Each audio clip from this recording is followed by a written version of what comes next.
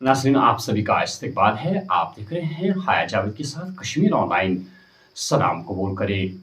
डालते हैं आज की खबरों की तफसील पर एक नज़र। जम्मू कश्मीर में दफा 370 की मनसूखी के बाद पहले राज्यसभा इंतखाबात में नेशनल कॉन्फ्रेंस ने 4 में से 3 नशस्तों पर कामयाबी हासिल कर ली है, जबकि भारतीय जनता पार्टी एक नशस्त जीतने में कामयाब हुई। ये इंतखाबात मरकज़ के ज़ेर इंतज़ाम इलाके जम्मू कश्मीर के लिए राज्यसभा की 4 नशस्तों को पुर करने के लिए मुनक्किद किए गए, जो इस खित्ते की पार्लिमानी नुमाइंदगी के लिहाज से तारीखी है। 3 पोलिंग बूथ्स पर दिन के इब्तिदाई अवकात में वोटिंग हुई, जहां मेंबरान असम्बली ने अपने वोट डाले। नेशनल कॉन्फ्रेंस के चौधरी मोहम्मद रमजान, सजाद किचलू और गुरविंदर सिंह ओबराय ने अपनी नशस्तें यकीनी बनाई, जबकि भारतीय जनता पार्टी के सत शर्मा ने चौथी नशस्त पर कामयाबी हासिल कर ली है। चौथी नशस्त के लिए मुकाबला आखिरी गिनती तक गैर यकीनी रहा। दोनों जमातों ने अपनी ताकत पर एतमाद जाहिर किया। नेशनल कॉन्फ्रेंस को कांग्रेस, पीडीपी और कम्युनिस्ट पार्टी के अलावा दीगर कई आज़ाद उम्मीदवारों की हिमायत हासिल रही, जिससे 3 नशस्तों पर वाज़ेह अक्सरियत यकीनी हुई। जबकि भारतीय जनता पार्टी ने अपने ब्लॉक में मुनज़्ज़म वोटिंग के जरिए एक नशस्त अपने नाम कर दी। पार्टी रहनुमाओं ने कहा कि नताइज असेंबली में इनकी मौजूदा ताकत की अक्कासी करते हैं। नेशनल कॉन्फ्रेंस की कामयाबी से जम्मू कश्मीर की राज्यसभा में नुमाइंदगी में इसकी बरतरी मुस्तहकम हुई, जबकि भारतीय जनता पार्टी ने एक नशस्त हासिल करके मौजूदगी बरकरार रखी।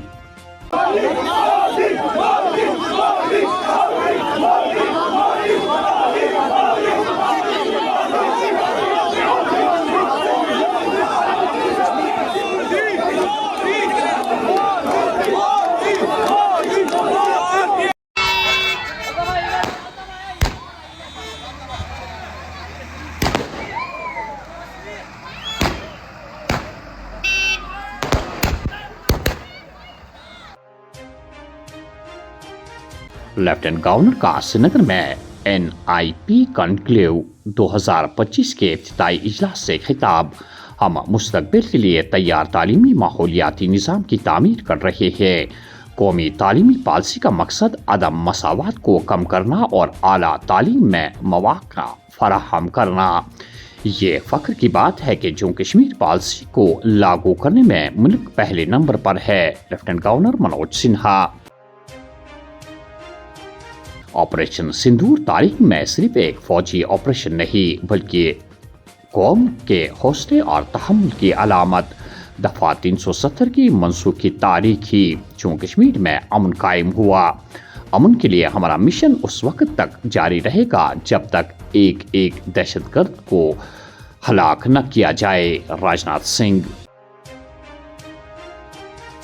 नौजवान मुल्क की तामीर में फाल किरदार अदा करें। नौजवान कामयाब है तो कौम कामयाब होती है। हुकूमत की रोजगार की कोशिशें सरकारी मुलाजमतों से आगे हैं। वज़ीर आज़म नरेंद्र मोदी। दहशतगर्दी के मुतासरीन और मुजरिमों को बराबर नहीं किया जा सकता। अक़वाम मुत्तहिदा अहम मसाइल को हल करने में नाकाम रहा। अक़वाम मुत्तहिदा को बरकरार रखना इसकी दोबारा ईजाद के बावजूद दुनिया के सामने वाज़ेह तौर पर बड़ा चैलेंज। जयशंकर। वज़ीर आज़म की क़यादत में दफा 370 की मनसूखी के बाद जम्मू कश्मीर की तकदीर बदल गई। दुनिया कश्मीर को देखना चाहती है। ये बहुत खूबसूरत जगह है। पूरे मुल्क में मोदी लहर। लोग जानते हैं कि इनकी क़यादत में हिंदुस्तान का मुस्तकबिल रोशन है। किरण रिजिजू।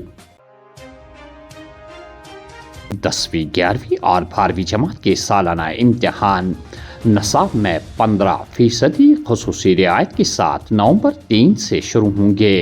8वीं जमात तक के तलबा के लिए मुफ्त नसाबी किताबों की तकसीम नवंबर के आखिर तक मुकम्मल होगी।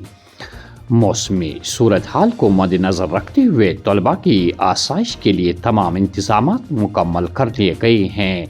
Secretary board.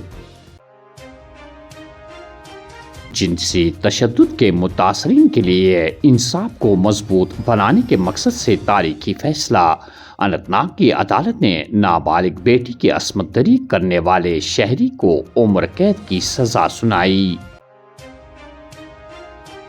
سیاحتی مقام سونمرگ میں امیگریشن اینڈ فارنرز ایکٹ کی خلاف ورزی، پولیس نے 3 ہوٹل والوں کے خلاف مقدمہ درج کر کے تحقیقات شروع کر دی ہے۔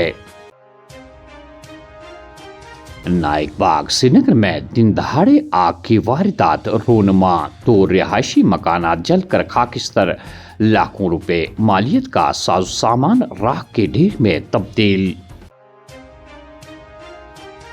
منگہامہ پلوامہ میں 35 سالہ دکاندار دکان پر بجلی کرنٹ لگنے سے ازجان علاقے میں صف ماتم۔